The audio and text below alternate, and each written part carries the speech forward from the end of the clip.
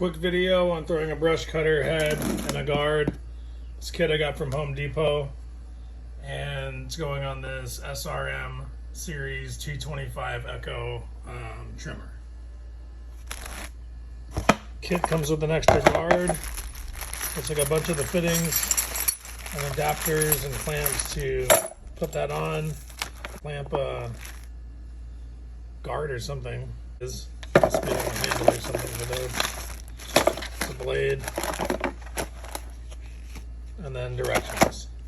A little notch right here. These are reverse threads. I just turned this really easy and it popped it right off. So far that was pretty simple to remove that. So next this piece comes off. It looks like these 3 bolts will come off. Last bolt. With the flange plate off, it has some grooves. And this cover comes off. So that's that. So here's the new cover. There you go. And we'll put the bolts in it. Now the guard is on. They give you a couple different options on the long neck, a short neck, a bushing, a washer. They want this to freewheel. So I'm going with the spacer right here that rides on the bearing and the short shaft, and that leaves plenty of room for me to put on the upper plate with the blade. Spins freely without rubbing on the housing and bottoming out.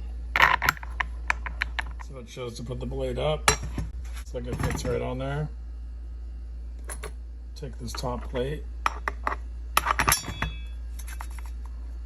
nut has reverse threads. Wrench stuck back in there to lock the blade down. I got the blades tightened up, it spins freely, and they recommend you put the cotter pin in.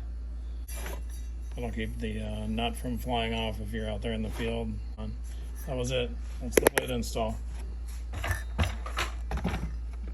Pretty simple.